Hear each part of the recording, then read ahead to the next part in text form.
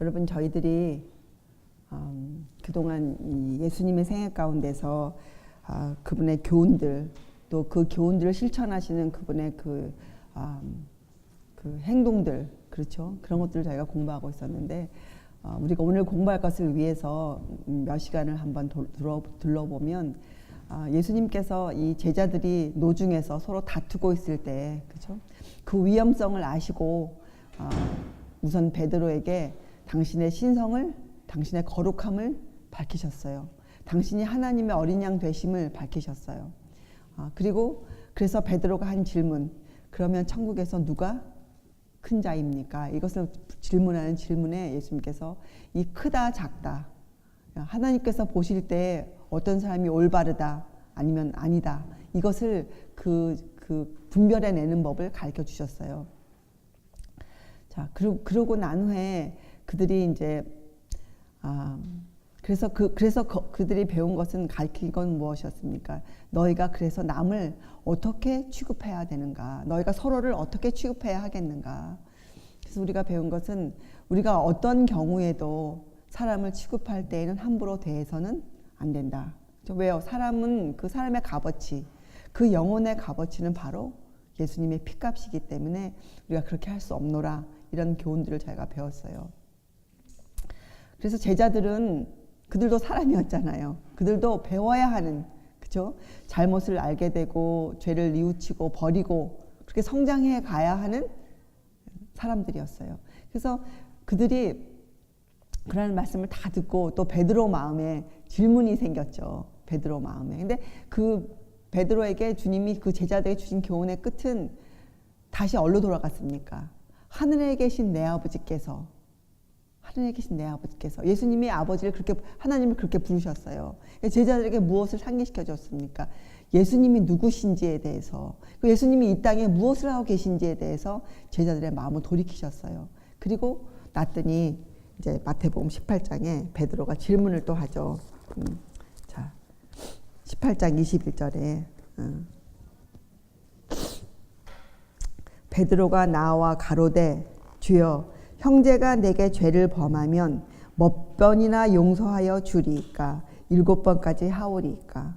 예수께서 가라사대, 내게 이르노니 7번뿐 아니라 70번씩 7번이라도 할지니라. 이렇게 드디어 베드로가 이 남을 취급하는 것의 중심이 되는 것, 그렇죠? 우리가 우리에게 잘하는 사람을 취급할 때는 별반 문제가 없을 것이에요. 그렇죠? 사람은 이렇게 사람을 취급한다고 되어 있어요. 역사를 살펴보면 사람은 이 본성적으로 이렇게 사람을 취급해요. 사람과 어떤 관계를 맺게 될 때 그 사람이 나에게 어떠한 이익이 될까? 그래서 그 사람을 한번 내 디딤돌로 받고 내가 나의 어떤 계획을 한번 펼쳐볼까 하는 그런 마음을 갖고 있죠. 또 한편으로는 사람을 볼 때 저 사람이 나보다 못하다, 저 사람에게서 내가 별반 얻을 것이 없노라, 이렇게 되면 그 사람을 어떻게 생각합니까? 내 생애의 장애물로 여기죠. 그래서 그만 그 사람을 내 생에서 치워버리고 싶은, 그렇게 사람을 취급하는 것이 사람의 본성이에요. 근데 예수님께서는 어떻게 우리에게 교훈하시는가? 너희가 대접을 받고자 하는, 남에게서 대접을 받고자 하는 대로 너희도 남을 대접하라, 이렇게 설명하셨어요. 그리고 이것이 기독교의 황금률이에요. 가장 중요한, 실천에 있어서 가장 중요한 우리의 원칙이죠. 그것이. 그래서 우리가 오늘 이 용서란 것을 배움으로 우리가 드디어 이웃을 사랑할 수 있는 그 원칙을 마음에 새기게 되는 것이죠. 그래서 여러분, 이 이웃을 사랑한다는 것은 아는 것, 믿는 것만 갖고서는 할 수 없는 일이에요. 믿는 것과 아는 것이 하나가 될 때에만 우리가 이웃을 사랑할 수 있는, 주님의 사랑을 실천할 수 있는, 주의 계명을 지킬 수 있는 사람이 되는 것이죠. 사람들은 이 주의 계명에 대한 본질을 잘 모를 때에는 문자적인 계명에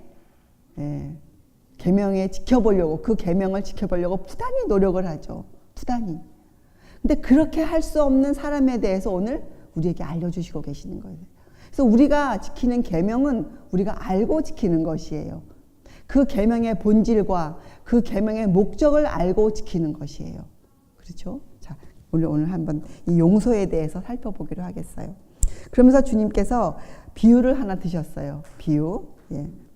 23절에 이러므로 천국은 그 종들과 회개하려 하던 어떤 임금과 같으니 회개할 때에 1만 달란트 빚진 자 하나를 데려오매. 그렇죠? 어떤 임금이 자기의 장부를 조사해 보다가 1만 달란트라는 아주 거액의 돈이 비어 있는 것을 알게 되었어요. 그래서 드디어 또 누가 그런 짓을 했는지 찾게 되었죠. 근데 그 사람을 데려오니 갚을 것이 없는지라 주인이 명하여 그 몸과 처와 자식들과 모든 소유를 다 팔아 갚게 하라 한데 그 종이 엎드려 절하며 가로되 내게 참으소서 다 갚으리이다 하거늘 그 종의 주인이 불쌍히 여겨 놓아 보내며 그 빚을 탕감하여 주었더니 자, 그 종이 1만 달란트라는 큰 돈을 뚝딱 해치웠지만 또 그것을 갚을 돈도 없었어요. 아무것도 없었지만 또 그는 갚겠다고 얘기했지만 그 임금은 어떻게 해요? 그를 어떻게 왜 놓아주었습니까? 이유가 불쌍했기 때문에 불쌍히 여겨 놓아주었어요. 그 놓아준 것뿐만이 아니라 어떻게 했습니까? 그 빚을 탕감하여 주었어요. 그 빚을 완전히 없애 주었어요. 그렇죠? 이것이 용서라고 지금 예수님이 비유하고 계신 거잖아요. 용서. 자, 그런데 그 다음을 읽어보면 그 종이 나가서 제게 100데나리온 빚진 동관 하나를 만나 붙들어 목을 잡고 가로되 빚을 갚으라 하매 똑같은 입장에 놓이게 되었죠. 지금 그 임금과 같은 입장에 이 사람이 놓이게 되었어요. 그 동관이 엎드려 간구하여 가로되 나를 참아 주소서 갚으리이다 하되 똑같은 대답을 했죠. 허락하지 아니하고 이에 가서 저가 빚을 갚으러 오게 가두거늘 그 동관들이 그것을 보고 심히 민망하여 주인에게 가서 그 일을 다 고하니 이에 주인이 저를 불러다가 말하되 악한 종아 내가 빌기에 내가 내 빚을 전부 탕감하여 주었거늘 내가 너를 불쌍히 여김과 같이 너도 내 동관을 불쌍히 여김이 마땅치 아니하냐 하고 주인이 노하여 그 빚을 다 갚도록 저를 옥졸들에게 붙이니라. 너희가 각각 중심으로 형제를 용서하지 아니하면 내 천부께서도 너희에게 이와 같이 하시리라. 이렇게 비유가 끝을 맺었어요. 35절에 너희가 각각 중심으로 형제를 용서하지 아니하면 이것을 33절에는 이렇게 얘기했죠. 내가 너를 불쌍히 여김과 같이. 그죠? 그래서 우리가 중심으로 누구를 중심으로 용서한다는 것은 뭐예요? 우리 마음에 남을 불쌍히 여기는 마음이 먼저 있어야 할 수 있는 일이다. 이렇게 말씀하신 거죠. 그리고 어떤 경고가 있습니까? 우리가 그렇게 하지 아니하면 하나님께서도 우리를 그렇게 취급하시리라. 이 황금률을 다시 설명하셨어요. 그렇죠? 자, 여러분. 우리가 용서받는 일에 어떤 근거가 있습니까? 하나님이 우리를 용서해 주는 일에 어떤 근거가 있습니까? 하나님이 우리를 용서하는 일에는 조건은 없어요. 그렇죠? 만약에 조건이라고 말할 수 있다면 우리가 주님을 알게 되는 것이죠. 그렇죠? 그러나 주님이 우리를 먼저 용서하셨기 때문에 그 용서하는 일에는 사실은 조건이 없어요. 하나님 우리를 용서하세요. 근데 그 용서의 근거는 있어요. 여러분, 우리는 하나님에 대해서 알아갈 때 막연히 알아가는 것이 아니에요. 하나님께서 우리를 향해 베푸시는 구속의 이 계획을 우리가 알아갈 때 근거 없이 그저 허망한 말을 믿는 것이 아니에요. 자, 우리가 한번 그 근거를 찾아봐야겠죠. 하나님이 왜 우리를 용서해 주셨는지. 자, 요한일서 4장을 한번 펴보세요. 요한일서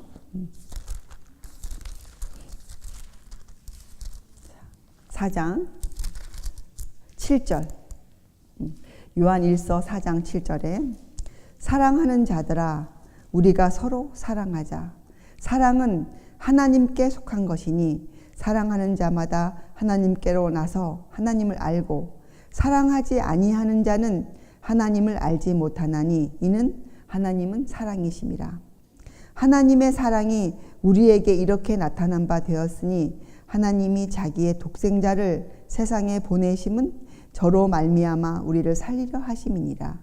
사랑은 여기 있으니 우리가 하나님을 사랑한 것이 아니요 오직 하나님이 우리를 사랑하사 우리 죄를 위하여 화목제로 그 아들을 보내셨음이니라. 사랑하는 자들아, 하나님이 이같이 우리를 사랑하셨은즉 우리도 서로 사랑하는 것이 마땅하도다. 여기까지 읽어보면 여러분 하나님의 사랑에 대해서 정의를 내려놓았어요. 그렇죠? 여러분 사랑이란 것은 움직이는 것이잖아요. 사랑이 글로만 적혀져 있는 것이 아니고 사랑은 힘을 갖고 있는 움직이는 것이에요. 사랑은. 그렇죠? 사랑은 활동하는 힘이에요. 자, 그래서 이 하나님의 사랑은 여기에 어떻게 표현되어 있습니까? 하나님의 사랑은 뭐예요? 자기의 독생자를 세상에 보내셔서 저로 말미암아 우리를 살게 하신 것, 그것이 하나님의 사랑이라고 적어 놓았어요. 그렇죠? 또 10절에는 오직 하나님이 우리를 사랑하사, 우리가 하나님을 사랑한 것이 아니고, 그렇죠? 하나님이 우리를 사랑하사 우리 죄를 위하여 화목제로 그 아들을 보내신 것, 그것을 사랑이라 이렇게 사도 요한이 정의 내려 주었어요. 그의 체험으로. 자, 그러면 여러분, 우리가 죄로 인하여 하나님과 화목할 수 없을 때 하나님이 우리를 어떻게 해요? 하나님과 화목하게 할 수 있도록 우리의 죄를 사하여 주신 거죠.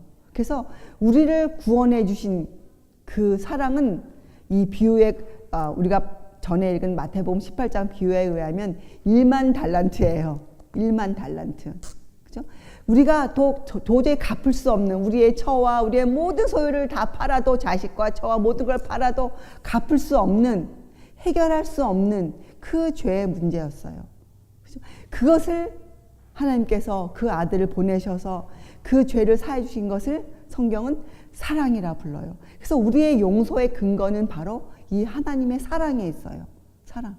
우리가 용서함을 받은 이유는 우리가 그 용서를 받기 위해서 무엇을 하나님 앞에 나아간 것이 아니고, 우리가 용서함을 받기 위해서 하나님께 먼저 나아간 것이 아니고, 어떻게 해요? 하나님이 우리를 사랑하셨기 때문에 우리의 죄를 용서해 주신 것을 성경은 사랑이라 이렇게 부르고 있어요. 그래서 이 사랑을 알려면 또 7절에 어떻게 우리가 읽었습니까? 사랑하는 자마다 하나님께로 나서 하나님을 알고, 이렇게 우리에게 설명을 해주고 있어요. 그렇죠?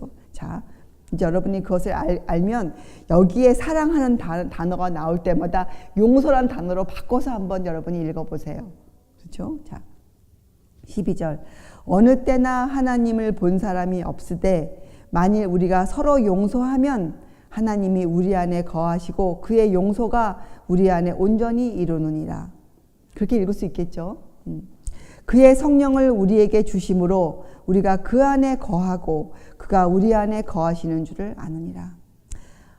그러면 이 성령께서 오셔서 하시는 일도 이 용서를 우리에게 알게 하시는 거 아닙니까? 그래서 성령께서 오시면 무엇을 하신다고 요한복음에 나와 있습니까? 우리에게 죄를 알게 하시지 않습니까? 죄. 아버지가 아들을 세상의 구주로 보내신 것을 우리가 보았고 또 증거하노니 누구든지 예수를 하나님의 아들이라 시인하면 하나님이 저 안에 거하시고 저도 하나님 안에 거하느니라. 자, 하나님의 아들이라 시인한다는 안에는 무엇이 들어가 있는 거예요? 하나님께서 왜 우리를 사랑하시는지, 하나님께서 왜 우리를 용서하셨는지, 그것을 알고 있는 사람, 그것을 믿는 사람, 그 사랑을 체험한 사람, 그렇죠? 그렇게 표현하고 있어요. 그렇죠? 그런 사람 안에는 하나님께서 우리 안에 거하시고 우리도 하나님 안에 거할 수 있게 되는 것이죠. 그렇죠? 16절. 하나님이 우리를 사랑하시는 사랑을 우리가 알고 믿었노니 하나님은 사랑이시라. 사랑 안에 거하는 자는 하나님 안에 거하고 하나님도 그 안에 거하시느니라. 이로써 사랑이 우리에게 온전히 이룬 것은 우리로 심판날의 담대함을 가지게 하려 함이니 주의 어떠하심과 같이 우리도 세상에서 그러하니라. 자, 여러분 17절. 이로써 사랑이 용서가 우리에게 온전히 이룬 것은 여러분 이것을 믿습니까? 하나님께서 우리를 구원하신 그 구원하심이 완전하시다는 것을 여러분 믿습니까? 그렇죠? 그러면 그 이유가 뭐예요?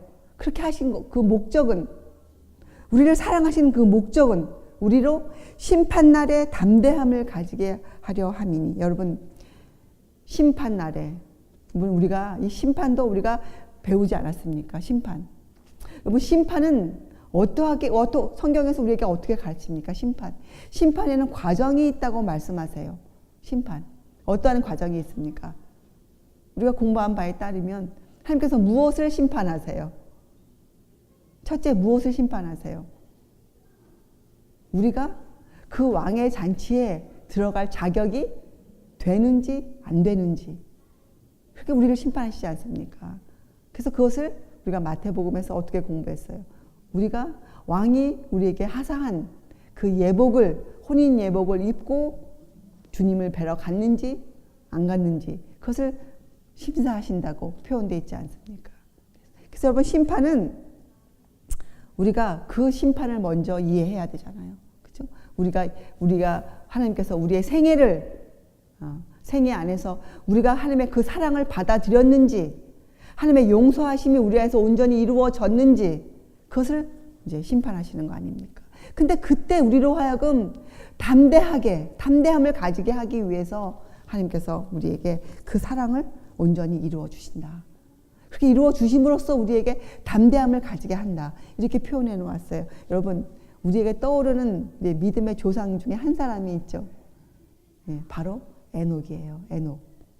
여러분, 에녹이 살았던 그 당시는 지금 우리가 살고 있는 이때와 아주 흡사해요. 에녹은 이 홍수가 일어났던 노아와 아주 가까운 사이였어요. 에녹의 증손자가 노아였지 않습니까? 노아가 살아있을 초반기에 에녹도 함께 있었어요. 그래서 에녹은 아마가 아니죠. 에녹은 노아에게 온 힘을 다해서 하나님의 구속의 계획을 자기가 배우고 가르침받고 경험한 것을 그 사랑하는 증손자에게, 그죠? 얼마나 열심히 가르쳤을까요? 그렇죠? 근데 성경은 그 당시를 어떻게 표현합니까? 사람들의 생각이 모든 것이 악하다고. 그래서 하나님께서 세상을 심판하실 때가 가까웠다고 표현해 놓고 있지 않습니까? 창세기 6장에. 지금의 우리 때와 아주 흡사한, 이 라오디게아 교회 시대와 아주 흡사한 때에 에녹이 살고 있었어요. 그래서 그 믿음의 사람 에녹은 참 괴로웠을 것이에요. 그죠? 그래서 그는 그것과 비례해서 그 하나님의 그 사랑을 아마 굉장히 최선을 다해 전했을 것이에요. 사람들이 그 세상이 악했기 때문에 사람들이 세상을 바라보면, 믿고자 애쓰는 세상을 바라보면 마음의 담대함을 가지기가 어려웠던 형편이에요. 그렇죠? 여기를 둘러보아도 저기를 둘러보아도 세상이 악하고 죄악이 관영하고, 또 믿는다고 외치는 사람들 사이에서도 사랑이 없고 용서함이 없고 냉정하고, 그렇죠? 그 사람들의 마음이 담대해질 수가 없는 그런 입장에 있을 때에 하나님이 한 큰 일을 행하셨어요. 그것이 무엇이었습니까? 하나님께서 에녹을 하늘로 데려가셨어요. 하늘에는 어떤 사람만 갈 수 있다고 그들이 배우고 우리가 배우고 있습니까? 하늘에는 점도 없고 흠도 없는 의인들만 갈 수 있는 곳이라고 우리가 배우고 있는데, 그들도 배웠는데 하나님께서 어느 날 에녹을 하늘로 데려가셨어요. 사람들이 에녹에게 가서 무엇을 배우고자, 그죠? 훌륭한 선생님이 있으면 그 밑엔 제자들이 있지 않습니까? 믿는 자들이 에녹에게 교훈을 받고자 에녹을 찾아도 에녹이 보이지 않았어요. 그렇죠? 그래서 그들이 알게 되었어요. 에녹은 하나님께서 하늘로 데려갔음을 알게 되었어요. 자, 그때 그 사람들의 그 마음이 어떠했겠습니까? 그 마음이, 정말 우리 선생 에녹은 정말 하나님의 인을 받은, 하나님께서 간합함을 받은 하나님의 참으로 신실한 종이셨구나. 와, 그 에녹이, 우리의 선생님이 하늘로 가셨구나. 하나님께서 에녹을 승천시키셨구나. 자, 그렇다면 우리도 선생님의 본을 따라 우리도 주님을 신실히 따르면 우리에게도 무엇이 용납되겠구나. 무엇이 용납되겠구나. 하늘이 두 팔 벌려 우리를 데려가겠구나. 그들의 마음에 그 진리가 하나님의 구속의 계획이 실제적으로 그들에게 다가왔어요. 그때. 그래서 이 믿음의 계보가, 자손의 계보가 끊어지지 않고 믿음의 자손들이 생겨나게 되었던 것이거든요. 우리에게까지 6,000년의 역사를 거쳐서 우리에게까지 그 믿음의 그 사랑이 전해지고 있지 않습니까, 여러분? 그래서 여러분, 우리가 이 성경 창세기의 에녹의 그 일을 읽을 때 지금은 우리의 마음이 어떻습니까? 하나님께서 우리를 사랑하신 그 사랑이 얼마나 크셨으면 우리에게 담대함을 가지게 하기 위해서 심판날에 사도 요한도 그것을 믿고 그것을 체험하고, 그죠? 에녹을 승천시킨 하나님의 그 목적을 그가 깨닫고, 그가 이 사도 요한이 이 요한 일서를 적어 놓았어요. 우리도 사도 요한이 느꼈던, 가졌던 그 믿음을 함께 누리려면 우리도 무엇을 함께 누려야 될까요? 같은 정신과 마음으로 같은 은혜를 받고 같은 감동을 받아야 돼요. 그죠? 각자의 감동을 받는 것이 아니에요. 왜? 우리는 같은 믿음으로 살아야 하기 때문에 그러하죠. 그렇죠? 여러분, 하나님께서 에녹을 승천시킨 목적은 바로 여러분과 저를 위함이었어요. 그 에녹의 승천을 바라보라고 우리들을 보고, 우리의 눈을 이 땅에서 하늘로 올리라고 하나님께서 에녹을 데려가셨어요. 자, 18절. 사랑 안에 두려움이 없고 온전한 사랑이 두려움을 내어쫓나니. 왜요? 우리는 이 하나님의 심판에 대해서 하나님의 목적을 알고 있기 때문에, 그 사랑의 목적을 알고 있기 때문에 그 사랑 안에는 두려움이 없어요. 우리가 그 사랑을 알고 믿으면 우리에게서 심판에 대한 두려움을 쫓아내요. 두려움에는 형벌이 있음이라. 두려워하는 자는 사랑 안에서 온전히 이루지 못하느니라. 그죠? 두려움이 있는 사람은 형벌을 무서워하죠. 그래서 주님을 믿고자 해. 그런 사람들에게는 하나님의 용서가 그 뜻을 달성하지 못해요. 그래서 이 종처럼 겨우 100데나리온, 그러면 1만 달란트와는 100분의 1뿐이 안 되는, 이것은 뭐예요? 비유니까 그 대조해서 보여주는 거 아닙니까? 그 가치를. 이것은 비교할 수 없는 아주 작은, 그죠? 그것 때문에 용서함이 이루어지지 못하는 그러한 무서운 결과를 내어놓는 일을 한다. 그렇죠? 19절. 우리가 사랑함은 그가 먼저 우리를 사랑하셨습니다. 그렇죠? 우리가 용서함은, 우리가 이웃을 그렇게 취급할 수 있는 것은 그가 먼저, 예수님께서 먼저 우리를 어떻게 해요? 용서하셨습니다. 그렇죠?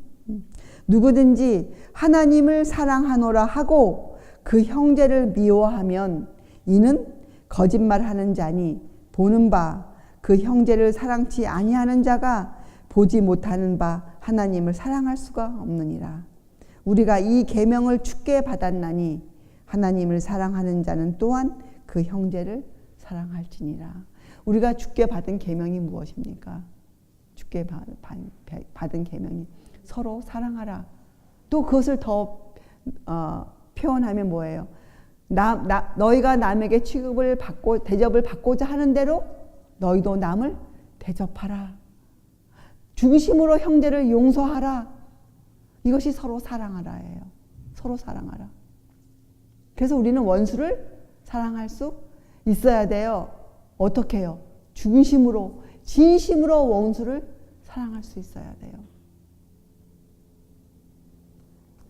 마음은 그러하지 않되, 왜? 육신이 연약하여 우리는 할 수 없으니 내 마음은 원수를 사랑할 수 없노라. 그러나 내가 원수를 사랑해야 한다. 이것이 아니고 우리는 하나님의 사랑을 알고 믿기 때문에, 어떻게 그 용서하심이 내 안에서 온전히 이루어진 그 사랑을 내가 알기 때문에, 내가 그 사랑을 체험하며 내가 오늘도 살고 있기 때문에 나는 진심으로 원수를 사랑할 수 있어야 돼요. 원수를. 그것이 주의 계명이에요. 주의 계명. 자, 그런데 오늘 이 비유를 통해서 보면 이 1만 달란트를 용서받은 사람은 그렇게 하지 못했잖아요. 그죠? 100데나리온, 아주 적은 돈을 빚진 자를 어떻게 했습니까? 붙들어다가 옥에 가두었죠. 왜 그랬을까요, 여러분? 왜요? 우리가 그 원인을 살펴보아야, 그죠? 우리가 알 수 있겠죠. 1만 달란트와 100데나리온의 차이. 그죠? 그래서 우리를 용서해 준 용서는 용서의 결과가 무엇이었습니까? 우리가 받은 용서의 결과는 우리가 받은 용서의 결과 그건 구원이었죠. 영생이었죠. 영생. 그래서 1만 달란트는 영생으로 보답을 받았어요. 그렇죠? 자, 그래서 이웃에 대한 나의 용서, 그렇죠? 네, 이웃에 대한 나의 용서는 그 여기에 비유해 보면 차이점, 그 비교점 대조가 얼마예요? 1만 달란트와 100데나리온, 100만 분의 차이를 갖고 있어요. 자, 그래서 이웃에 대한 나의 용서는 겨우 100데나리온이에요. 그렇죠? 그래서 그 내가 이웃에게 해주는 그 조그마한 것, 그 행위는 내가 받은 구원과는 절대로 비교할 수 없는 것이에요. 이것은 여러분 무엇입니까? 우리 아까 처음에 제가 말씀드렸지만 우리는 사람을 어떻게 취급합니까? 내 인생의 장애물, 또 혹은 내 인생의 디딤돌. 그죠? 그러나 하나님의 자비는 그것과는 전혀 비교할 수 없는 것이지 않습니까? 그래서 1만 달란트와 100데나리온은 비교할 수 없는 것이에요. 그래서 우리가 남에게 베푸는 아주 조그마한 것은 우리가 감히 입 밖에 내어서도 안 되는, 낼 수 없는, 우리의 마음이 그것을 어떻게 할 수 없는, 그것은 우리가 한 것이 아니고 무엇이 한 것입니까? 우리 안에 이루어진 하나님의 사랑이 그것을 하게 한 것 뿐이에요. 그렇죠? 우리의 것이 아니잖아요. 그렇죠? 자, 그래서 우리가 한번 살펴봅시다. 왜 이 종은 그렇게 하지 못했는지, 그리고 우리는 어떻게 거기에서 깨어나서 해야 하는지 한번 살펴보기로 하겠어요. 자, 여러분, 봅시다. 첫째 읽어보면 그 종은 그 임금에게 빚을 졌는데 그가 뭐라고 얘기합니까? 예, 자기가 다 갚겠다고 제안을 했어요. 그렇죠? 그래서 그는 이 자기의 빚이 얼마나 큰지 전혀 알고 있지 못했어요. 큰지에 대해.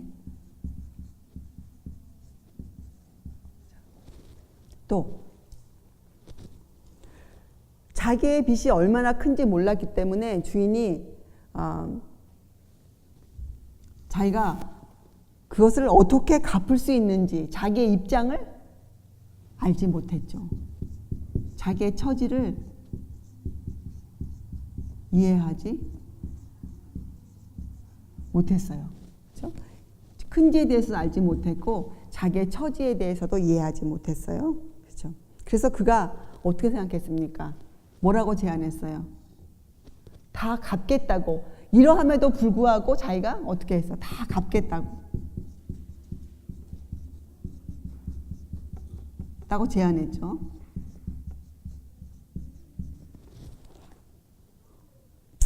내게 참으소서 다 갚으리이다.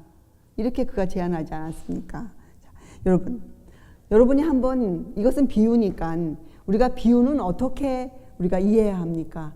그 비유가 담고 있는 비유의 자세한 부분까지는 우리가 알 필요는 없지만 그 비유가 담고 있는 큰 진리, 그죠? 그 의미는 우리가 분명히 파악해야죠. 그게 무슨 말이에요? 그 비유가 가르치는 영적인 의미를 우리가 이해해야 하는 거예요. 영적인 의미. 자, 빚을 진 사람이 자기의 빚이 얼마나 큰지에 대해 모르는 것을 우리가 영적인 안목으로 보면 우리가 뭐라고 말할 수 있습니까? 그렇죠. 우리가 지은 죄, 그 죄의 흉악성, 그렇죠? 또 그 죄가 끼친 영향, 결과, 범위, 그렇죠? 이런 것들에 대해서 전혀 알지 못했어요. 못해요. 이 종은. 그죠? 여러분, 죄가 얼마나 흉악합니까? 여러분, 죄는 굉장한 영향력을 갖고 있어요. 그래서 아비의 죄가 어디까지 내려갑니까? 예, 3, 4대까지 내려가는 것이 죄의 그 영향력이에요. 그렇죠? 자, 그래서 세상 속담에도 좋은 것은 더디 배워도 어떻게 합니까? 예, 나쁜 것은 참 쉽게 배우잖아요. 예, 자. 또 자기의 처지를 이해하지 못했다. 이것은 어떤 죄의 흉악성과 죄가 끼친 영향과 범위를 알지 못하면 사람은 어떻게 됩니까? 사람은 자신을 알지 못해요.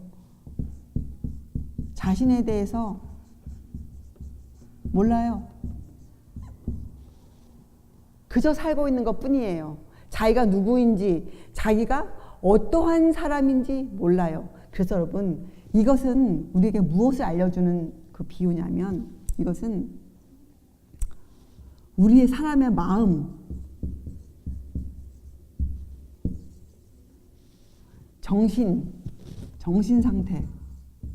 그래서 여러분, 성경은 이 정신, 죄에 대해서 모르는 사람을 뭐라고 부릅니까? 죄의 흉악성과 죄가 끼친 영향과 범위에 대해서 깨닫지 못하는 사람을 성경은 망령된 자라고 불러요. 망령된 자. 정신이 올바르지 못하다고 성경은 분명히 얘기하고 있어요. 그렇죠, 여러분? 그래서 여러분, 꼭 나이가 들어서 망령이 되는 것이 아니라 우리가 예수님을 올바로 알지 못하면 주님께서 우리를 사랑하신 그 사랑, 주님의 그 용서가 주님의 용서가 어디에 근거하고 있는지에 대해서 우리가 깨닫지 못하면 우리의 정신 상태는 올바른 정신 상태가 아니에요. 그래서 우리가 그런 사람들 인생을 올바로 살아갈 수가 없어요. 그래서 가정이 파탄에 이르게 되는 거예요. 부모가 자식을 올바로 교육시킬 수가 없게 되죠. 부모가 자식을 올바로 사랑할 수가 없고, 따라서 자식도 부모를 올바로 사랑할 수가 없게 돼요. 그렇죠? 그래서 자기의 처지를 이해하지 못했던 것처럼 죄를 모르면, 죄에 대해 깨닫지 못하면 자신에 대해서 알 수가 없어요. 자, 다른 말로 죄에 대해서 모르면 무엇을 배울 수 없을까요? 삶의 사랑을 모르는데 성경에서 그것을, 죄를 모르면 성령께서 무엇을 가르칠 수 없을까요, 우리에게? 예, 의를 가르칠 수가 없어요. 그래서 죄를 모르면 절대로 선한 사람이 될 수 없어요. 의로운 사람이 될 수 없어요. 그렇죠?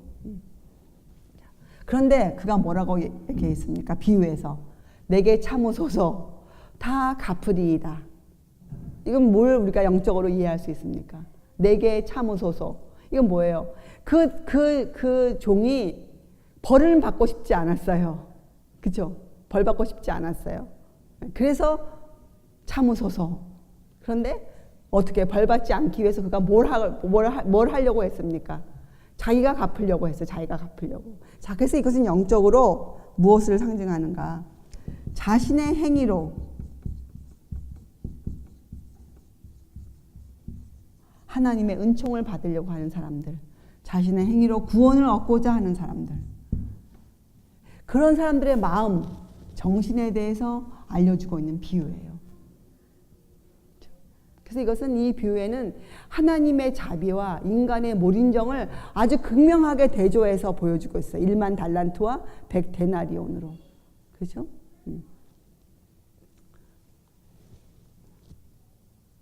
그래서 여러분, 우리가 이 주의 계명을 지키는 자, 우리가 요한일서 4장을 읽지 않았습니까? 주의 계명을 지키는 자, 서로 사랑하라는, 또 기독교계의 황금률을 우리가 생애의 원칙으로, 우리 삶의 원칙으로 놓고 살려면 우리의 마음 상태가 어떻게 해야 된다는 거예요. 우리의 이 정신이 어떻게 되어야 된다는 것을 비유로 통해 알 수 있습니까? 첫째, 우리가 죄에 대해서 알고 있어야 돼요. 내가 어떠한 죄를 지었는지, 그리고 내가 해놓은 이 저지른 짓이 어떠한 결과를 내어놓고 지금 있는지, 그래서 우리의 마음이 어떻게 됩니까? 이것을 알게 되면 우리의 마음이 참으로 슬퍼요. 정말 상하고 통해하는 심령이, 마음이 상해요. 쉬운 예로 내가 잘못 믿어서 사랑하는 자녀들을 잘못 길러놓은 그 결과들을 다 맛보고 있지 않습니까? 그때 그 맛이 얼마나 씁니까? 그렇죠. 예. 그리고 그것을 돌이키려고 할 때 얼마나 우리가 속절없음을 우리가 깨닫게 됩니까?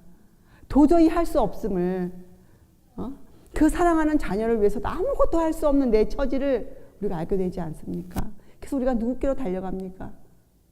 예, 우리가 주님께로 달려갈 수뿐이 없죠. 그래서 우리가 어떻게 해요? 주의 계명을 지키는 자, 그죠? 주께서 남을 취급하라 하신 그 방법대로 내가 남을 취급할 수 있는 그런 사람이 될 수뿐이 없게 되는 거죠. 그것이 구원이에요. 그것이 하나님의 계획이에요. 그래서 이 자기의 죄에 대해서 알지 못하는 사람은 의를 배울 수가 없어요. 하나님의 선하심을 배울 수가 없어요. 그래서 이 구원이라는 문제를 놓고 볼 때 그것이 참 좋아 보이고 또 두려워요, 마음에. 왜 두렵습니까? 형벌에 대한 두려움이 있어요. 형벌에 대한 두려움. 그래서 어떻게 해요? 주님께 나아가기를 원하죠. 그 마음의 동기가 잘못 형성되어지죠. 동기가. 그런 사람들은 주의 계명을 지킬 수가 없게 되죠. 자, 그래서 이제는 그렇다면 우리가 어떻게 해야 하는가? 그렇다면 주님께서 어떻게 제안하셨어요? 우리에게 어떻게 말씀하셨어요? 너희가 그 중심으로 형제를 용서하라. 원수를 사랑하라. 그렇게 말씀하셨잖아요. 자, 그래서 우리는 이렇게 이걸 또 이해해야 돼요. 그럼 우리가 어떻게 우리의 이 마음이 정신이 변하는가? 여러분 어떻게 변합니까? 우리의 힘으로는 도저히 할 수 없죠. 하나님의 사랑이 우리 안에 들어와서 우리를 변화시켜야 돼요. 그죠? 근데 우리가 이 하나님의 사랑을 어디서 볼 수 있다고 배웁니까? 그죠? 말씀에서. 특별히 누구에게서? 예수님에게서 우리가 그 말씀을, 예수님에게서 그 사랑을 우리가 배우지 않습니까? 그래서 우리는 우리의 마음의 눈을 예수님께로 돌릴 수 있어야 돼요. 우리의 마음의 눈을. 그렇죠? 예수님의 생애를 보고 우리가 배워야 돼요. 예. 우리는 배우지 않으면 할 수 없는 사람들이에요. 그래서 예수님께서도 우리에게 성령을, 세상을 향해 성령을 보내놓고 계세요. 성령께서 오셔서 우리를 가르치셔야만 돼요. 우리를. 자. 그래서 여러분, 이 용서할 줄 모르는 이 마음, 이것을 고집하고 살면 결국엔 우리는 어떤 사람이 될까요? 예. 하나님의 사랑을 배울 수가 없는, 예수님께로 눈을 돌릴 수 없게 되어져요. 그렇죠? 그래서 성경은 우리에게 밝히 말하기를 이 용서할 줄 모르는 정신은 정말 위험한 것이다. 왜요? 예수께로 우리의 마음을 돌리는 일을 불가능하게 만들기 때문에 그래요. 그렇죠? 그래서 우리의 품성에 일어나는 변화, 그것은 오로지 우리가 예수님을 바라볼 때에만 생겨나는 일이죠. 그렇죠? 예수님을 바라볼 때에만. 자, 그래서 우리의 믿음은 하나님의 사랑을 알지 못하면 믿음이 시작되지 않아요. 믿음은 아주 중요한 거예요. 아무것도 모르는데 믿음이 절대로 생겨날 수가 없어요. 그건 잘못된 믿음이 생겨나는 거죠. 그렇죠? 자, 믿음. 성경은 우리한테 믿음의 시작점을 알려주고 있죠. 믿음의 시작점. 믿음의 시작점이 어디예요? 믿음의 시작점. 지금까지 말했잖아요. 믿음의 시작점이 어디예요? 우리의 눈이 어디로 올라가 있어야 돼요? 예수님. 어떤 예수님? 우리의 죄를 사해 주시기 위해서 보내심을 받은 하나님 앞에 독생자, 세상 죄를 지고 가는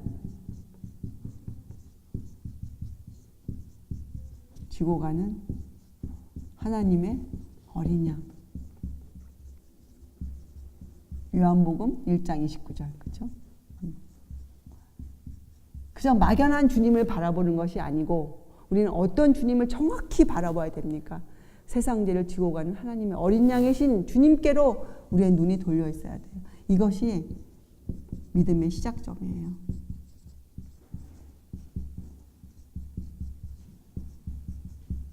그렇죠? 그래서 우리가 이 세상 죄를 지고 온 하나님의 어린 양을 보고 살아요. 네. 계속 어떻게 합니까? 네. 주님을 바라봄. 우리가 바라봄으로써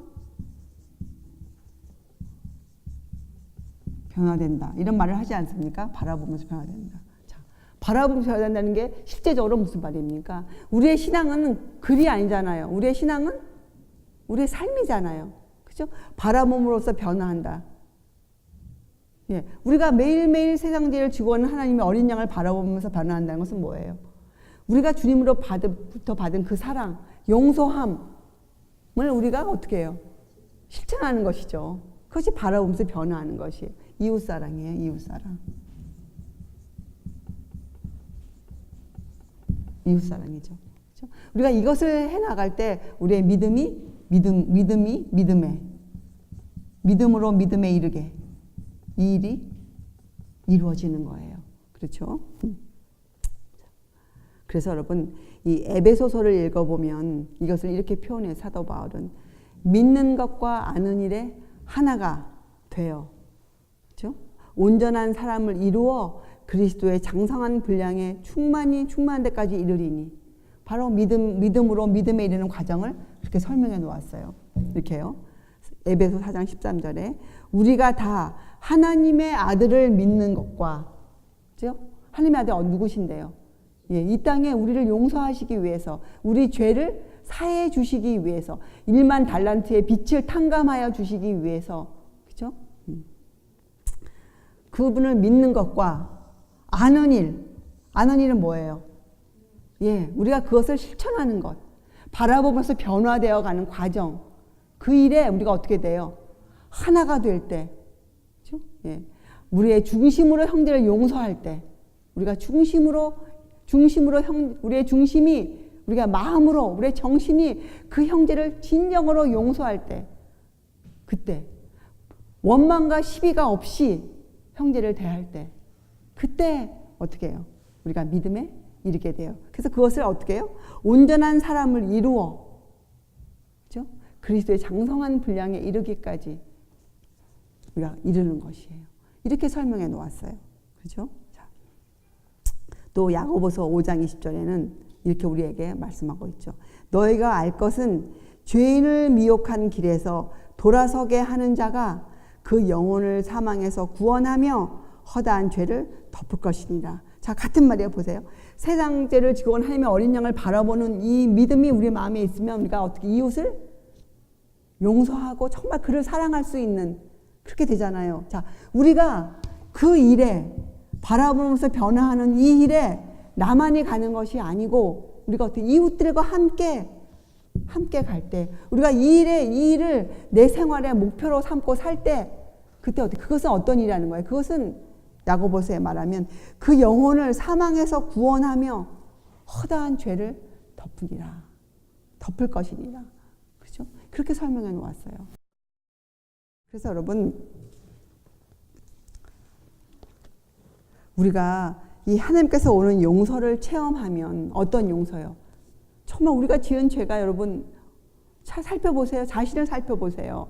그죠? 정말 허다하지 않습니까? 그죠?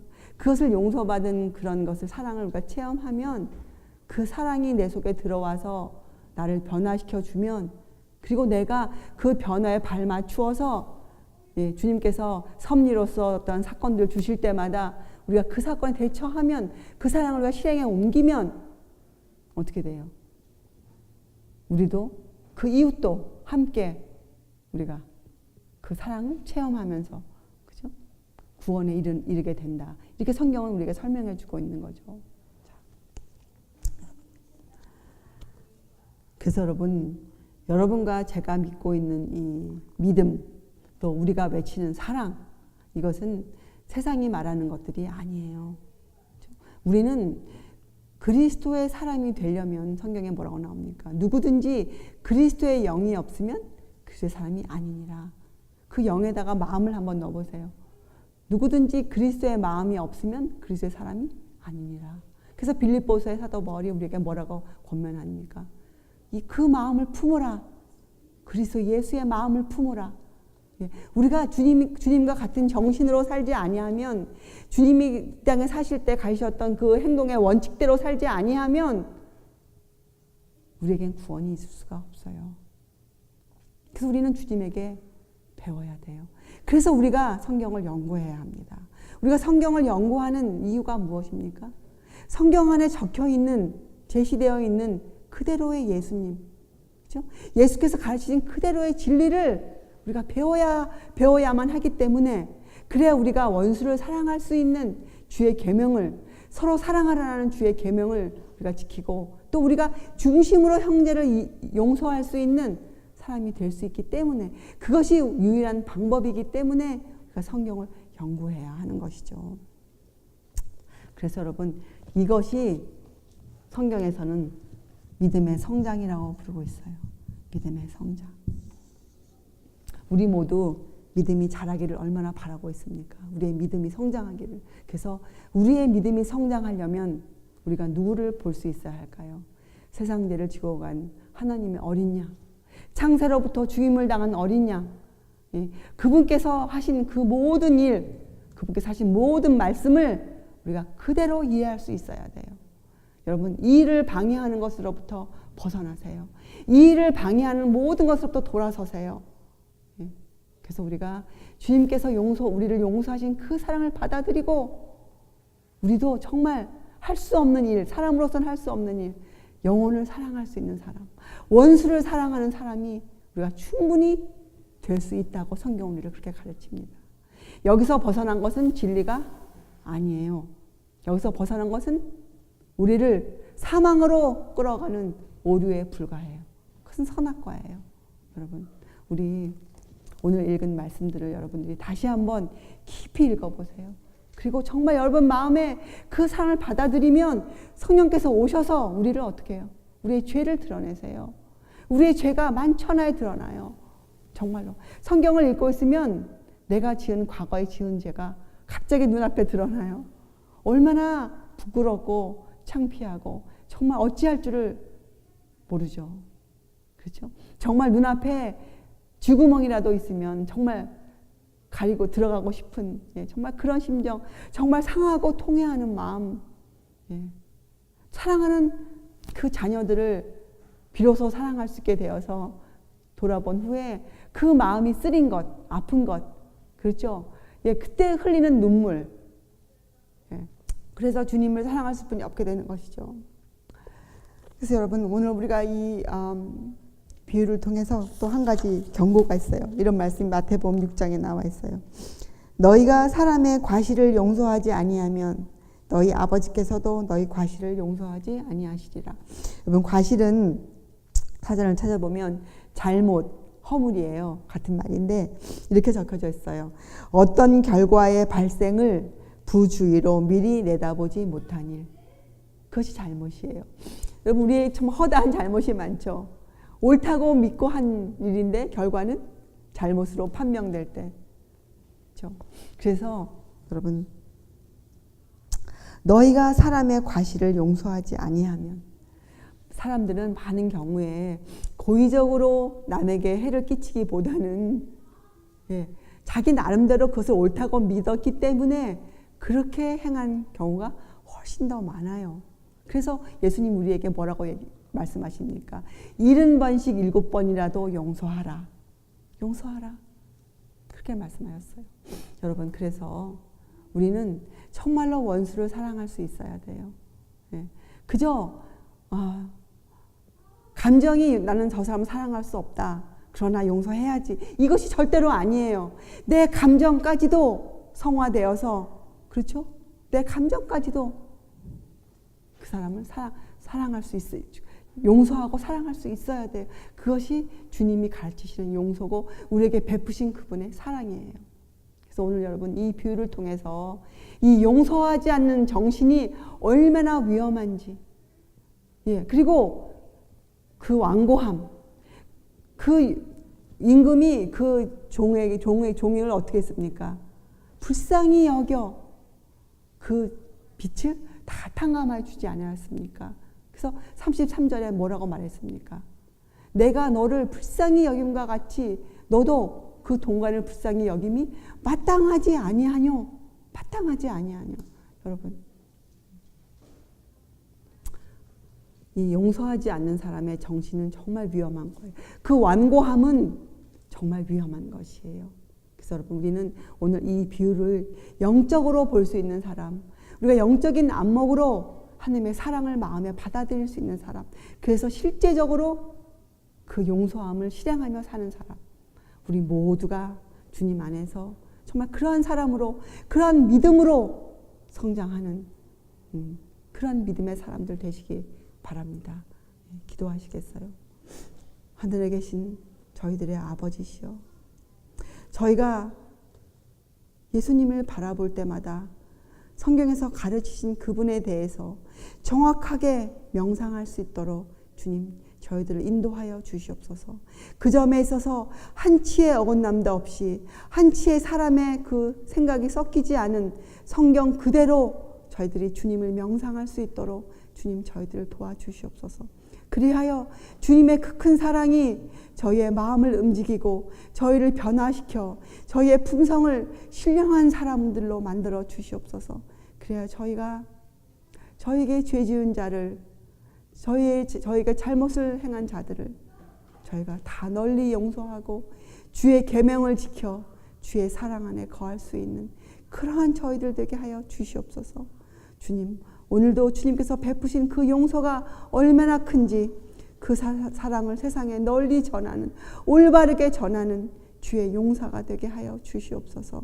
감사드리오며 귀하신 예수 그리스도의 이름으로 아버지께 간절히 기도드리옵나이다. 아멘.